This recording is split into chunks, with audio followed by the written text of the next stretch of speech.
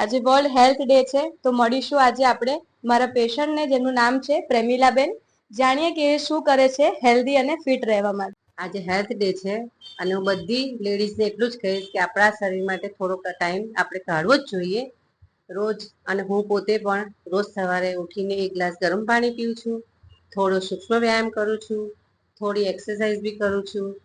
અને બધાએ એ જ પોતાને શરીરને ફિટ રાખવા માટે આટલું તો ચોક્કસ કરવું જ જોઈએ. અને બધી લેડીઝે 5 મિનિટ કે 10 મિનિટ તો કાઢવું જ જોઈએ. ઓકે, હવે આપણા બીજા પેશન્ટ જે છે એમનું નામ છે ભાવિનભાઈ, જોડે વાત કરીશું. એ એમને ફિટ રાખવા માટે શું કરે છે.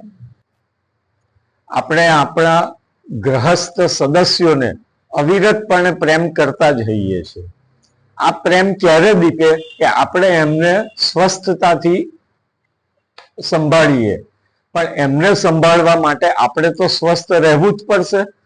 તો આજે આ વર્લ્ડ હેલ્થ ડે ના દિવસે એક આપણે નિયમ કરીએ કે દરરોજ ઓછામાં ઓછી 5 મિનિટની કસરત કરી આપણા શરીર અને મનને સ્વસ્થ રાખીએ તો આપણે આપણી આગામી ક્રિયાઓ જેમ કે ઘરવાળાઓને સ્વસ્થ રાખવા એ બધી પૂર્ણ કરી શકીએ. આપ સૌને વર્લ્ડ હેલ્થ ડે ની શુભકામનાઓ. Thank you Bhavinbhai.